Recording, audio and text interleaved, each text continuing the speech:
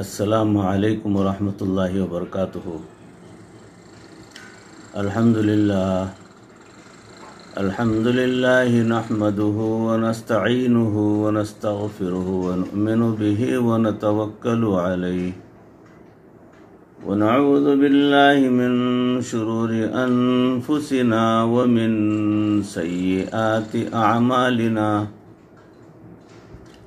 من يهده الله فلا مضل له ومن يضلله فلا هادي له، ونشهد أن لا إله إلا الله وحده لا شريك له، ونشهد أن سيدنا ومولانا محمدا عبده ورسوله أرسله بالحق بشيرا ونذيرا وداعيا إلى الله بإذنه وسراجا منيرا، أما بعد، قال الله تبارك وتعالى في القرآن المجيد والفرقان الحميد، فأعوذ بالله من الشيطان الرجيم، بسم اللہ الرحمن الرحیم، وما أبرئ نفسی ان النفس لأمارة بالسوء الا ما رحم ربی، صدق اللہ مولانا العظیم۔ اللہم صل علی سیدنا و مولانا محمد عبدہ ورسولہ كما تحب وترضى عدد ما تحب وترضى، اللهم صل على سيدنا ومولانا محمد صلى الله عليه وسلم كما تحب وترضى عدد ما تحب وترضى، اللهم صل على سيدنا ومولانا محمد وبارك وسلم كما تحب وترضى عدد ما تحب وترضى۔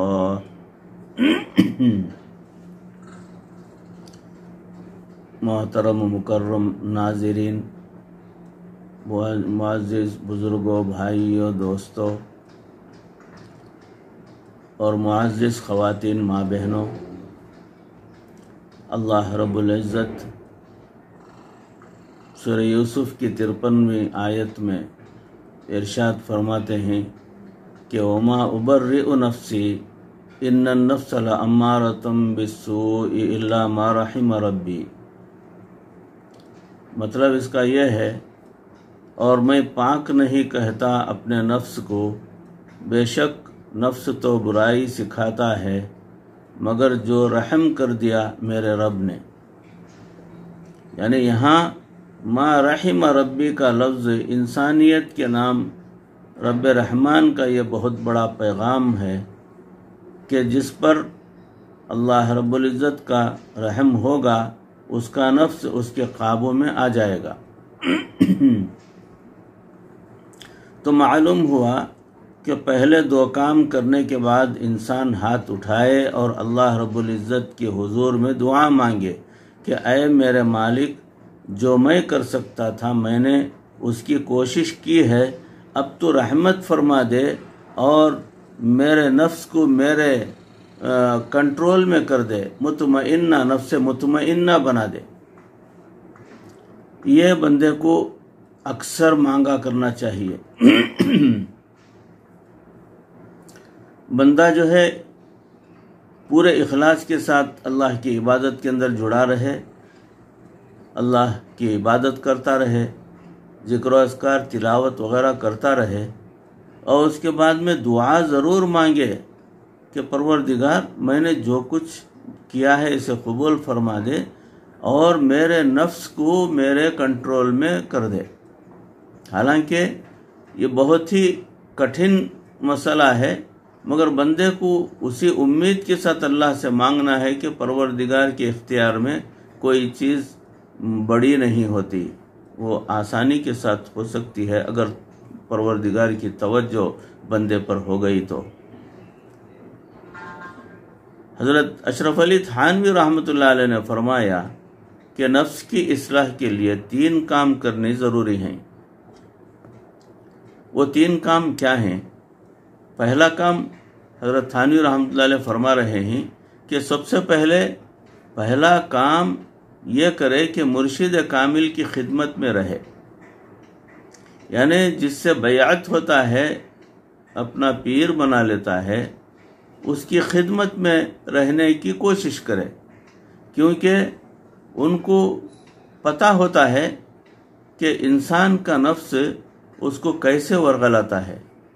انسان مرشد کے سامنے اپنے آپ کو اس طرح پیش کر دے جیسے مردہ جو ہے اپنے آپ کو غسال کے حوالے کر دیتا ہے، یعنی اپنی مرضی سے نہ ہاتھ ہلا سکتا ہے، نہ پیر ہلا سکتا ہے، نہ چہرہ ادھر کو پھیر سکتا ہے، نہ چہرہ ادھر کو پھیر سکتا ہے، کچھ نہیں کر سکتا، بس غسال کے حوالے ہے۔ غسال اسے غسل دیتا ہے، اس کو اٹھا کے بٹھاتا ہے تو بیٹھ جاتا ہے، لٹاتا ہے تو لیٹ جاتا ہے، کروٹ کرتا ہے تو کروٹ ہو جاتا ہے، اس طرف کروٹ کرتا ہے تو کروٹ ہو جاتا ہے، تو وہ ہر طریقے سے وہ غسال کے حوالے ہو جاتا ہے۔ اسے پکڑ کر مجھے میرے گھر میں پہنچا دو، کیا ہے آپ کا حکم، کہ وہ ان کو عرض کر دے کہ حضرت آپ جو حکم کریں میں حاضر ہوں، یا جیسے کوئی اندھا اپنی لاٹھی کسی دوسرے کے ہاتھ میں پکڑا کر کہتا ہے کہ اسے پکڑ کر مجھے میرے گھر میں پہنچا دو، تو اندھا جو ہے کسی کی مدد لیتا ہے تو مدد کرنے والا جو ہے وہ لاٹھی کو آگے سے پکڑ لیتا ہے اور ساتھ میں کھینچ کر لے کر جاتا ہے، اور جہاں وہ پتہ بتایا اندھا اس جگہ پر پہنچا دیتا ہے۔ تو اندھا جو ہے اپنی لاٹھی مرشد کے حوالے میں کر دے، بالکل اندھے کی طرح سمجھے اپنے آپ کو، تو مرید اپنے آپ کو مرشد کے ہاتھ میں پکڑا دے، کیونکہ مرشد کامل ایک ایسی شخصیت ہوتی ہے جس نے اپنی زندگی عبادت الہی میں گزاری ہوتی ہے۔ وہ جانتے ہیں کہ راستے میں گڑھے بھی ہوتے ہیں، کہاں کہاں گڑھے آتے ہیں، اور کدھر کدھر سے بچا کر اس جو ہے میرے معتقد کو، میرے مرید کو جو ہے گمراہی اور ضلالت سے بچانے کے لیے مجھے جو کچھ کے کرنی ہے وہ اس بات کا وہ خیال رکھیں گے، اس لیے وہ آسانی سے ہمیں ہماری منزل تک پہنچا دیں گے۔ ہماری منزل کیا ہوگی؟ اللہ کی رضا۔ ہماری منزل صرف اور صرف اللہ کی رضا۔ تو اللہ کی رضا حاصل کرنے کے لیے ہم کو اپنے آپ کو اپنے پیر و مرشد کے حوالے کر دینا چاہیے۔ پیر و مرشد کو یہ اپنی طرف سے کچھ بتانے کی ضرورت نہیں کہ مجھے ایسا تربیت کیجیے، ویسا تربیت کیجیے، فلاں ذکر دیجیے، کرنے کے لیے فلاں ذکر دیجیے، ہرگز نہیں۔ مرشد کے پاس مرید جائے گا، اپنے حالات بیان کرے گا، اپنی کیفیتیں بیان کرے گا کہ حضرت آپ کے دیے ہوئے فلاں فلاں ذکر و اذکار میں کر رہا ہوں، اور جو پابندی جو ہے میری ایسی ہے، یا کبھی ناغہ ہو رہا ہے یا نہیں، بالکل پابندی کے ساتھ کر رہا ہوں۔ یہ سارے باتیں سچ جو ہے اپنے شیخ کے سامنے بتا دینا چاہیے۔ تو شیخ ان تمام باتوں کو سن کر ان ذکر و اذکار کا اثر اس مرید کے دل پر کتنا ہوا ہے اس کو جانچ کر وہ پھر جو ہے جیسا حکیم ہوتا ہے، مریض کی تشخیص کرتا ہے، تو اس کے نفس کو پکڑ کر دیکھ لیتا ہے اور جانچ لیتا ہے کہ مریض میں کیا کیا شکایتیں ہیں، تو اس کے لیے ہم کو کیا دوا تجویز کرنی ہے۔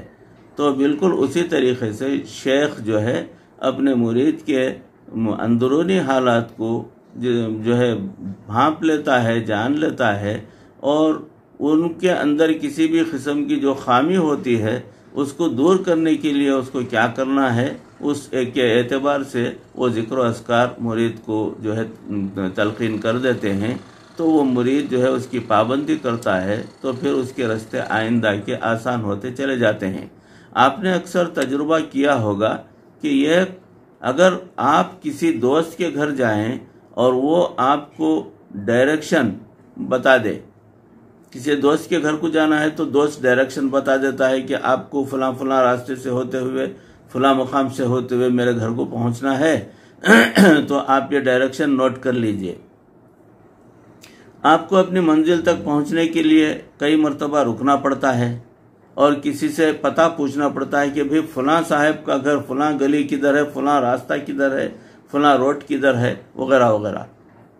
हत्ता कि गुम भी होना पड़ता है, कभी कभार रास्ता भटक गए, मैं कौन से रास्ते में आ गया, मुझे पता नहीं चल रहा है कि मैं सही रुख में जा रहा हूँ या गलत सिमत में जा रहा हूँ, तो उसलिए खड़ा खड़ा कर जो है पूछना पड़ता है कि फलां मुकाम कहाँ है, फलां मुकाम कहाँ है, फलां साहब कहाँ रहते हैं, इस तरीके से। और कभी देर से पहुँचने की वजह से वहाँ अगर कुछ तकरीब हो रही हो, कुछ फंक्शन हो रहा हो, वहाँ पहुँचते पहुँचते ताख़ीर होगी तो फंक्शन से भी जो है महरूम हो जाएंगे आप।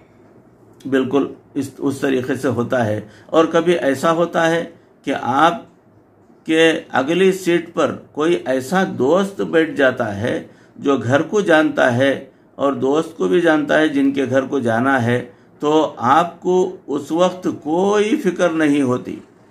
आप बिल्कुल मुतमईन होते हैं कि चलो ये जो है मुकाम जानने वाले और फलां साहब के दोस्त भी हैं, मेरे भी दोस्त हैं, तो इनको रास्ता भी पता है, तो अगली सीट पर इनको बिठा देते हैं। तो वो जो है डायरेक्शन ड्राइवर को बताते जाते हैं और ये साहब इत्मीनान के साथ पीछे बैठे रहते हैं कि मुझे कोई फिक्र नहीं, अब मैं वक्त पर मेरे साथी के हमरा वो जो है उनके घर पहुंच सकता हूं, तकरीब में शिरकत भी हो जाएगी वगैरह। तो बस वो आपको बता देता है कि अब यहाँ से दाएं मुड़ जाएं और यहाँ से बाएं तरफ मुड़ जाएं, हत्ता कि एक जगह जाकर कह देते हैं कि बस अब यहाँ ब्रेक लगा दें क्योंकि सामने हमारे दोस्त का घर आ गया।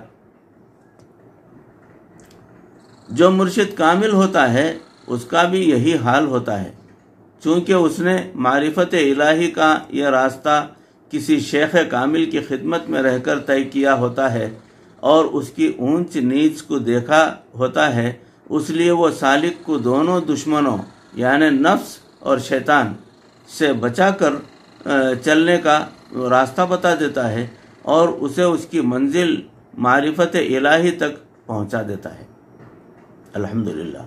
कुछ लोगों को यह बात भी समझ नहीं आती, वो कहते हैं कि मुर्शिद की क्या ज़रूरत है, और कोई ज़रूरत नहीं होती। जिस तरह उस्ताद की ज़रूरत होती है उसी तरह मुर्शिद की भी ज़रूरत होती है।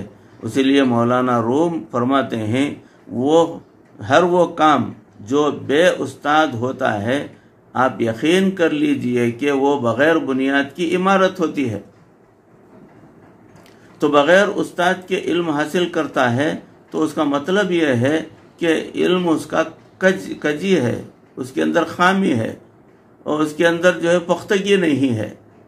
जैसे बग़ैर फाउंडेशन के बिल्डिंग खड़ी कर दी है। एक और मिसाल है, उससे आपको यही बात समझाते हैं कि एक तालिब इल्म इम्तिहान के पेपर दे रहा है, जब वो अपना पेपर हल कर लेता है तो उस तालिब इल्म की नज़र में वो 100% ठीक होता है।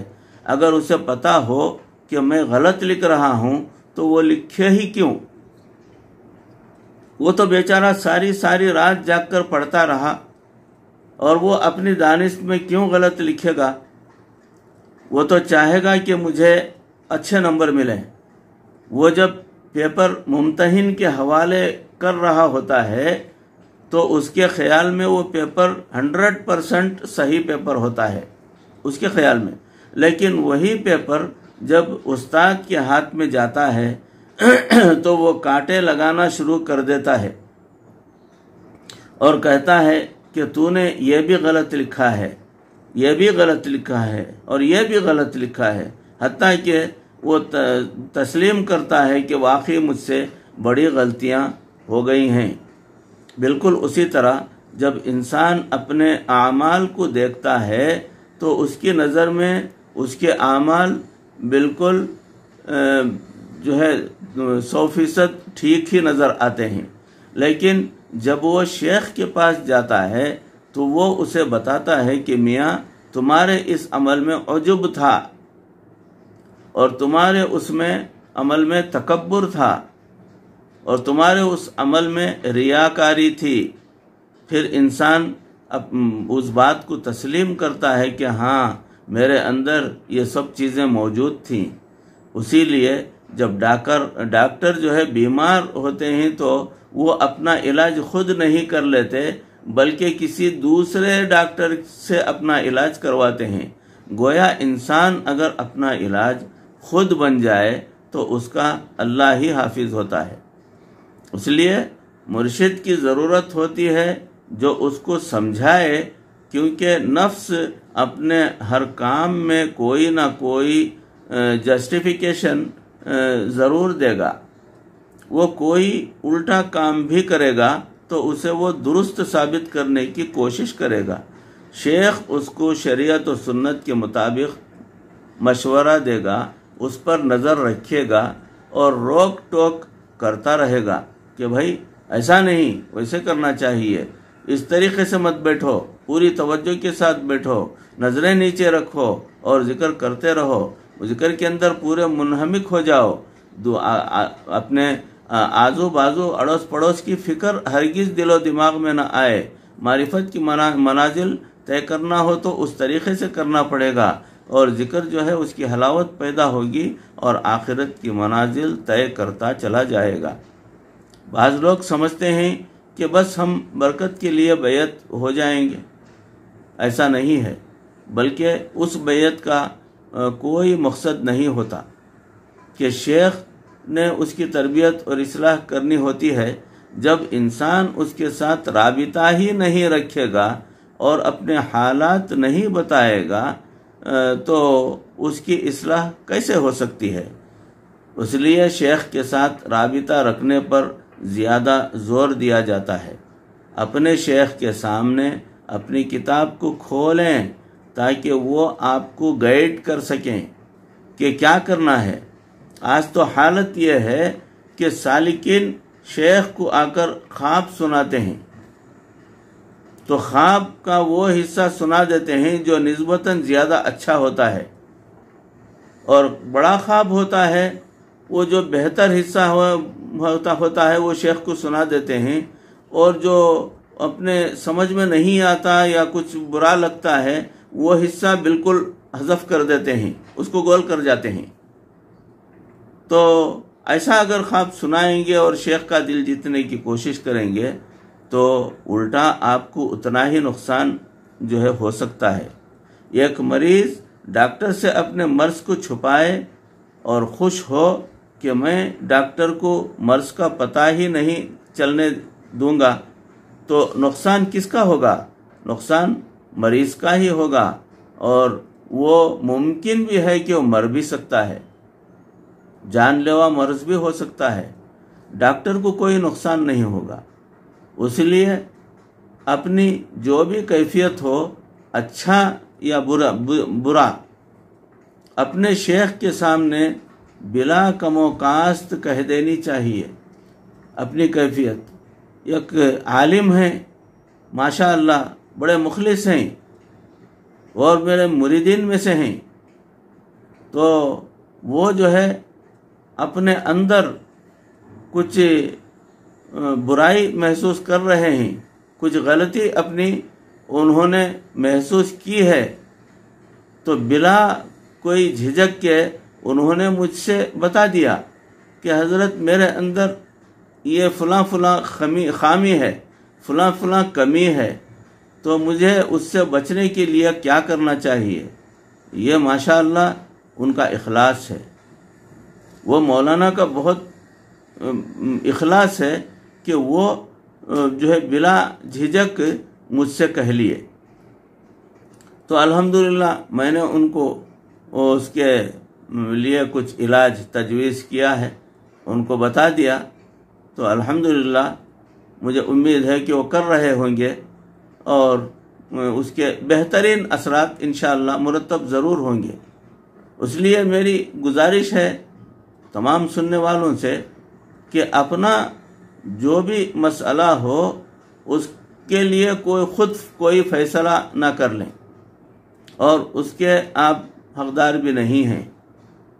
تو وہ باتیں جو ہے اپنے شیخ کے پاس بذریعہ فون صحیح یا بذریعہ بالمشافہ ملاقات کے بعد یا تحریر کے ذریعے سے جو ہے وہ بات شیخ تک پہنچا دیں اور بلا کم و کاست پہنچائیں، تو شیخ جو ہے وہ دیکھ کر مریض کی کیفیت معلوم کر کے ان کے لیے روحانی علاج جو ہے تجویز کرتے ہیں۔ اس سے مرید کا فائدہ ہوتا ہے اور گمراہی اور ضلالت سے بچ جائیں گے۔ مشائخ نے فرمایا کہ جس طرح بیٹی سے غلطی ہو جائے تو وہ اپنا سب کچھ اپنی ماں کے سامنے کھول دیتی ہے، اسی طرح مرید کو چاہیے کہ وہ اپنے سب کچھ باتیں جو ہے اپنے شیخ کے سامنے کھول دے۔ اس کا وہ کھولنا بہت زیادہ ضروری ہے تاکہ ان امراض کا علاج تجویز کیا جا سکے اور علاج آپ کو بتایا جا سکے، کیونکہ ایک تو وہ اس کو سمجھائیں گے اور دوسرا وہ اللہ رب العزت کے حضور دعا بھی کریں گے۔ سب سے اصل چیز یہی ہے کہ مریض کو جو ہے علاج بتا دیا گیا اور شیخ خاموش بیٹھ گیا تو اس سے کوئی فائدہ نہیں ہوگا۔ شیخ کی ذمہ داری یہ ہوتی ہے کہ فلاں کے لیے جو ہے باقاعدہ اپنے دونوں ہاتھ اپنے خصوصی اوقات میں یا تہجد میں یا تہجد کے بعد میں اور فجر کے بعد میں یا مغرب کے بعد میں عشاء کے بعد میں یا سونے سے پہلے جب موقع ملے ان ضرورت مند مریدین کے لیے جو ہے ہاتھ اٹھا کر دعا کرتا رہے۔ یہ شیخ کی ذمہ داری ہوا کرتی ہے، کیونکہ اور وہ دوسرا اللہ رب العزت کے حضور دعا بھی کرتے رہیں گے اور ان کی دعا کی برکت سے اللہ رب العزت ان کو ان گناہوں سے محفوظ فرما دیں گے اپنے فضل و کرم سے۔ اس لیے شیخ کی روک ٹوک پر دل تنگ نہیں ہونا چاہیے، کیونکہ وہ بھی کبھی کبھی اینٹی بایوٹک جو ہے دیتے رہتے ہیں، صبح دوپہر شام اس کے بغیر بخار نہیں اترتا۔ ہمارے مشائخ نے تو یہاں تک لکھا ہے کہ اگر بغیر کسی غلطی کے شیخ انسان کو چوراہے میں کھڑا کر کے جوتے مارے تو بھی مرید کا حق بنتا ہے کہ پھر جوتا اٹھا کر اپنے شیخ کے حوالے کرے تاکہ کچھ اور کسر باقی ہو تو وہ بھی پوری کر لیں۔ اس طرح اپنے آپ کو پیش کرے، پھر دیکھیں گے کہ اصلاح ہوتی ہے یا نہیں ہوتی۔